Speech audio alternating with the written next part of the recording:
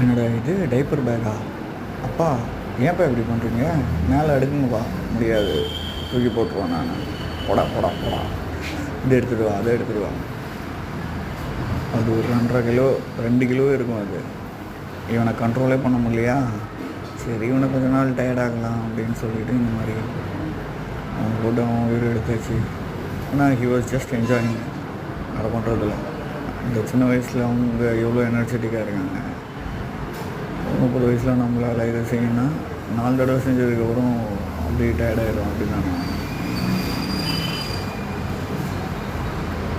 அதெல்லாம் இல்லை. அதுக்கப்புறமா இந்த கேம் அவனுக்கு பிடிச்ச முடிஞ்சு மேலே ஏறி ஏறி ஏறி விளாண்டுட்டேன்.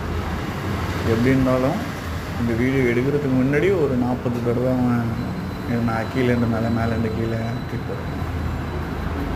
இது ரியலி ஹேவிங் ஃபன். இது மாதிரி யாராலும் உங்கள் வீட்டில் உங்கள் பசங்களை போட்டு டார்ச்சர் பண்ணுவீங்க, ஜஸ்ட் மேக் தம் டயர்டு. அப்போ தான் தூங்குவானுங்க, இல்லைன்னா தூங்கவே மாட்டானுங்க.